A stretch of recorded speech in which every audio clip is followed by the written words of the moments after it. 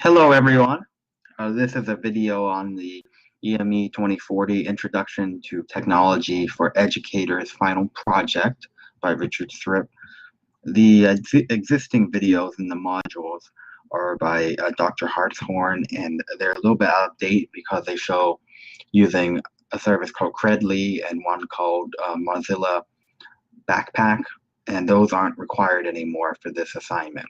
So I'm making a new video that shows what you have to do now, which is a bit simpler. You would need to go to the final project submission area to get the thorough instructions that are listed here. And because most people are going to do the Microsoft option, I'm just going to cover that one. There's another one, option one, which is the Google certified teacher. And this one is more rigorous. You have to pay a $10 fee and take an exam with a webcam on you. But the Microsoft option doesn't require as much work and doesn't cost any money. I've changed it this semester, so I'll just take any of the 2 certificates that you earn. You don't have to earn the Microsoft Innovative Educator certificate anymore. Reason for that is it takes about a day to show up, and so after you've earned 1,000 points, it could still take a day to show up, and you might not want to wait, so you can just do a different activity. I've given 5 suggestions here on what you could do, and if you were to pick one of these, you would probably pick the ones labeled easy, which are 1, 3, or 5, and then you just have to do another activity on that website to get your other 500 points to get up to 1,000 points. Then when you're done, the tricky part is taking the certificate, downloading it, and sharing it to a Google Drive, Dropbox, or somewhere else, and posting it to your LinkedIn account, which you've already made earlier in the semester. But you might not have a Google Drive or Dropbox. You probably have at least one of them, though. So anyway, the Microsoft Education website looks like this. The URL is education.microsoft.com. And here we're seeing my profile. I'm logged in already, and so I've earned some of many certificates already when I was preparing to teach this course. As for all of the profile details, those are optional, so you don't have to fill in your picture and your information. Under the achievements area, which I got to by clicking my name in the upper right corner and going to achievements, you have to scroll below badges to the certificates area. The badges are actually of no concern for this course, even though it is called badges and micro-credentials. We're just looking for the certificates in this course. So down here, we'll see that I've earned some of the certificates already. And if I hover over with the mouse, the name of that certificate appears. And so this one is the purple one, the Innovative Educator, and this one is a Teaching with Technology Basics. And then if I click on a certificate, a pop-up appears, and if I hit Download Certificate, I get a PDF in a new tab. And this file actually has to be downloaded. If I were to just take the URL for this file, I wouldn't be able to see it if I were someone else. It will only appear if I'm logged into my account. So let's say I'll use the Edge browser by Microsoft instead of Google Chrome, and I'll do an in private window, which browses the internet without any of your cookies or user session data as if you're someone else. Then I would see with this URL, it doesn't do anything. It just goes untitled page. That's a common mistake students make in this course, is just taking that URL without downloading the PDF and uploading it somewhere else. So I've opened a few different windows here to make it easier to explain each step that you have to do.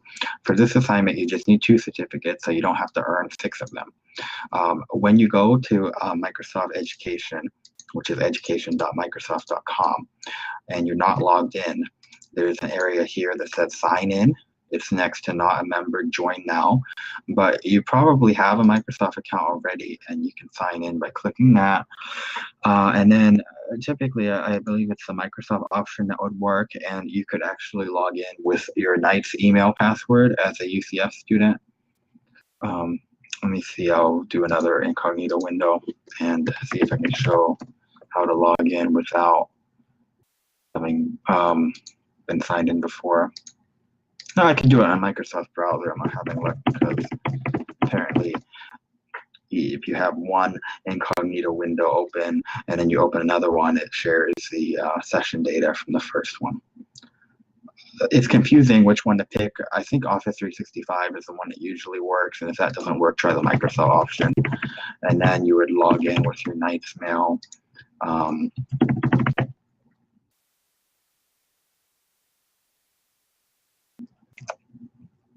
You have to wait a bit. Sometimes the website's slow. Okay, and so this is being logged into my Knight's Mail personal account, I think, and then the one where I had all the achievements saved was my organizational institutional account.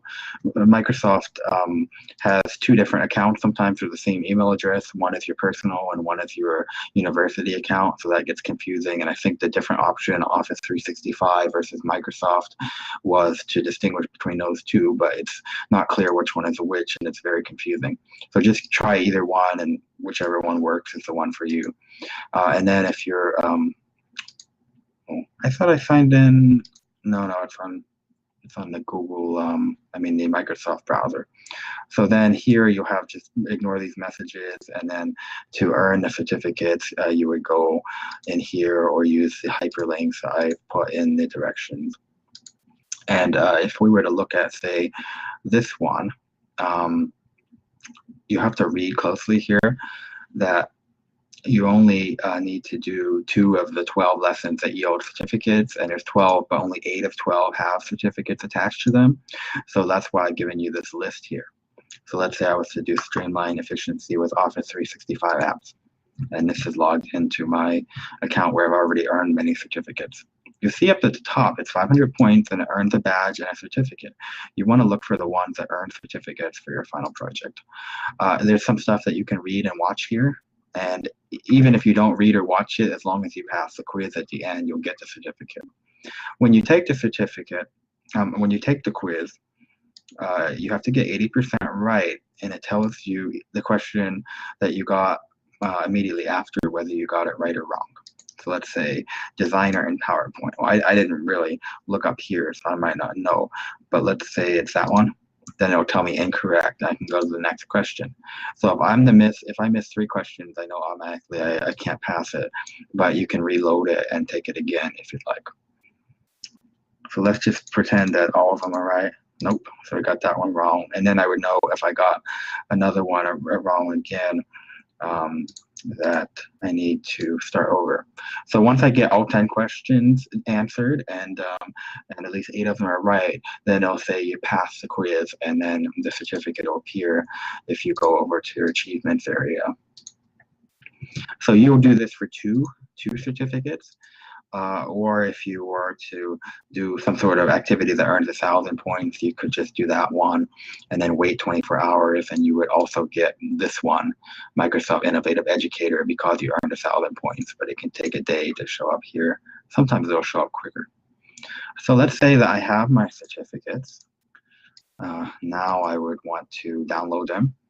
In this case, I'll take Teacher Academy Office 365, then I'll go to download, and then I'll click download again.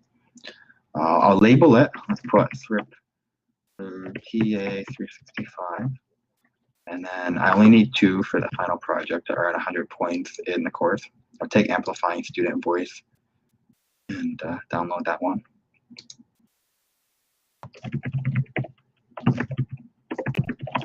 So now I have them in my download folder on my laptop. And so next step is to upload them somewhere.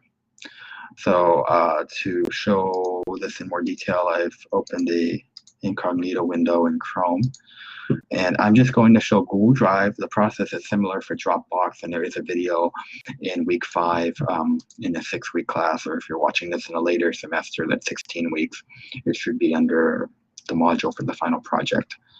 So there is a video there for uploading to LinkedIn, and I think that shows Google Drive and Dropbox. So let's pretend I don't have a Google Drive account. So I'm going to create a new Google account.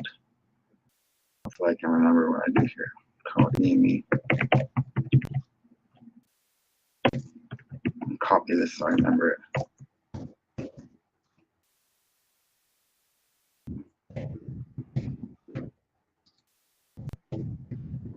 Let's see if it takes that password. So if you enter a password that's not secure, it's going to not let you do it. So then you gotta follow these instructions and keep trying. Make sure you record that password somewhere. Hopefully I'll remember what I typed in. Usually I use a password manager, but I don't want to show that in the video because it'll show confidential information. For this one, it looks like the phone number is optional still for Google, and this is optional. For birthday, you can enter that. I think that's required. And for this, you could put that if you want. Oh, and they apparently want your whole date of birth. Well, first ideally you would read this. This one doesn't look very long, but as you know, a lot of end user license agreements are much longer and most people don't read them at all. And then you could choose like not to save activity. You probably have a Google account already, so you wouldn't have to do any of this. And in that case, you would just log in with your existing Google account. Okay, so here's a brand new Google Drive account, which is linked to your overall Google account. You could use that for your email, for YouTube, etc. It's all the same account. And so now I can just take these files from downloads, and one option is to select the files, left click and drag. And when I left click and hold down on these two files, I'm still holding down the left mouse button. I can drag them over here and then drag them up here and release them here. That's one of many options. Another way to upload them is to go up to New and then do File Upload. And then you get this type of box, which might be easier to use if you have a hard time doing that left click and drag operation. I'm not done yet. Next step is to actually make these links shareable. I can't just put these files on my LinkedIn. I have to actually go on right click and then hit get shareable link. And then now we have link sharing on. Anyone with the link can view. And so I can take this URL, and I think it may copy automatically. So it should be on the clipboard, which is an imaginary holding space for data. I have a notepad open, and I see that when I pasted my contents of the clipboard, it appeared. So that's good. Now, just so I remember which one is which, I'm going to preview it. And I know it's amplifying student voice, so I'm going to put that there. This notepad, I'm just using it as a holding area so that I don't lose my information. I can organize it before going over to LinkedIn. So this one is Teacher Academy Office 365, and I can repeat that. If I click and get shareable link, that turns link sharing on. You want that on because when people go to your LinkedIn, they need to be able to see your PDF file, and they can't do that unless you've turned on link sharing. What is this one called again? It would be better if I remember it the first time. Maybe I'll just copy and paste it. So now I have that here, and I've got my Google account, and I've recorded my password in my mind. The next step is to log into your LinkedIn. I'm not going to show logging into the LinkedIn. You've already done that before when you made a LinkedIn account in the first week of the semester. So here's your LinkedIn account, or in this case, my LinkedIn account. I'm logged in, and I'm on my newsfeed page, which is probably not good to look at because you end up wasting time reading other people's stuff. But the next step is to go to my profile. I could click my picture here, or I could click up here, click me, and click view profile. There's multiple ways to get over to your profile. Now, I've already added certificates before, which are down here, and this is what they'll look like. They'll be under accomplishments. So what I'll do is I'll leave these ones in place, and I'll show the process again. So if you were to go to your profile here, it's the blue Add Profile section button that you start at. If you scroll down, it appears up here. But anyway, you don't want to just use the news feed. So do not use the news feed. A lot of people don't catch the proper procedure. Like if you go here and share it like this, I'll take points off because I want you to add it using the certificate tool. So that's under Add Profile section. Then another menu opens, and you have to go to another submenu under Accomplishments. Sometimes it might just disappear on you, and then you have to click the Add Profile section again. Now I clicked it again, and I see that the Accomplishments menu is open. On this one, I want to list my certification, and I can hit plus next to it. I have the name here. I'll put amplifying student and voice. I'm going to put ML just so I remember to delete it later. Here I can type Microsoft and then pick the one that pops up right here, and that way it'll be clickable to go to Microsoft's LinkedIn page. There's no option for Microsoft Education, so don't put Microsoft Education. I wouldn't bother with this because it's for the United Kingdom, so just put Microsoft. License number is blank. There is no license number, and also this certification does not expire, should be checked because there's no expiry date. Then you put the date you earned it, which I earned it in the first semester I taught this course, November 2017. For you, that'll probably be June 2018 if you're in the current semester. And then this URL, I put that there, and I click save. And so I want to test that URL as well. A good way to test it is to use a different browser, and maybe be like even in the in private or incognito one, so no session data is being used. And that way I'm seeing what it's going to look like for someone who's not logged into my Google account.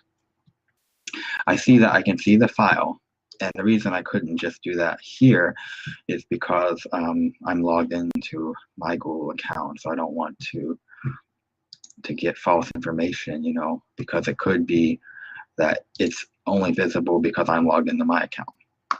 So here it appears in your certifications area, and you go to see certificate, and then you have the certificate there. Now that you've done one, you have to repeat for your other certificate. If you were doing the Google option, you would just have one, but most of you would do Microsoft. For my second one, my title is Teacher Academy, Office 365, and then Microsoft goes here. As you remember, there's no license number. It does not expire. And I put the month and year of issuance, and then the URL. And so I can test that URL again over here and see if that works. Okay, so that works. And then on my profile, I'll check that down here. And so, oh, I forgot to put demo after it, but I know this was the one because the one I listed in a prior semester, I put Microsoft at the beginning of the name. So this is the one that we just did. And then I can click See Certificate and see that it's able to be loaded. And I already tested it in a private browsing window to make sure it works for other people. So now the next step is to just submit the LinkedIn URL. And so this is my LinkedIn URL where it has like the website www.linkedin.com/in/my LinkedIn username. And so I get that URL to submit. Now, if I were to go to home, and I might think, oh, I'm on my page, so I just take this URL, but this would not be the right URL. As you see, this just says feed, and so this would only show the news feed for anyone who's logged into their LinkedIn account. It wouldn't show my account. Every semester, we have a few students who submit the wrong URL, and then I have to ask for revisions from them to get the right URL. So make sure you're on your profile page and check that. And you can even check it if you want here, but it wouldn't work because just to view a profile, you have to have a LinkedIn account. So that's why you can't check a LinkedIn URL in an incognito window unless you're making a phony like LinkedIn profile, which is probably against their terms of service, or if you can get a friend to check it who's not a friend with you on LinkedIn. All right, so next I will show how to submit that. You probably know this already. To do that, I have to go into student view so I don't show any personal information of other students, and so I can show what the submission area looks like. As you know, the course has a lot of material, so when you go to the home page, which shows all the modules, it can actually take a while to load, unfortunately. I could submit it here, or I could go to assignments. I'm going to go to the assignments area, and it's under, where is it? I think when you look at it, it might show this a little bit different, but either way, you can do find and go to final project. And And then here you got all the instructions, and then you've got the submission area here by clicking that blue button, and then you just go over to website URL and put that in there. And that's all you have to do. I did leave this other stuff open, but it's not necessary to actually upload anything to web courses at UCF. You can just submit the URL. I hope this is okay. You can put something like that if you want. And then we'll look at the instructions in here. Anything you see that's like bolded, highlighted, is because in prior semesters, students got confused or asked questions about that. So I tried to make it more clear where they didn't do it right the first time. I think one semester we had like half of the students didn't do the Google Drive or something like that. There was problems with a lot of them. And part of that's on me for not explaining it clearly enough. But then part of it's on them too for not reading closely. So that's why I got this here. You must download the PDFs, upload them to a hosting service, share the files, and then put the correct URL for each certificate on LinkedIn. And then I showed you this at the beginning, that if you were to just take that URL from education.microsoft.com, it would only work if someone's logged into your Microsoft account, and no one else will be logged into your account. They will be logged into their account or not logged into any Microsoft account. And in that case, it would just show a blank page. So that's why you have to download the PDFs and upload them elsewhere. And if you don't do it right the first time, I pretty much always give an opportunity to resubmit unless you submitted like right at the end of semester. Bear in mind this semester, this is due in week 5, which is by June 17th, 2018. And I'll leave a message in your assignment comment area. So if you are not getting a grade right away, because I usually grade these pretty quickly because they're really easy to grade, you would go over to your final project area, and then you would want to see if I left any comment. And so there might be like a comment from me in this comment area, and then you would look there and see what it says and resubmit. That's what you need to do if you don't get a grade quickly from me. All right, thanks everyone for watching this, and I look forward to seeing your final projects.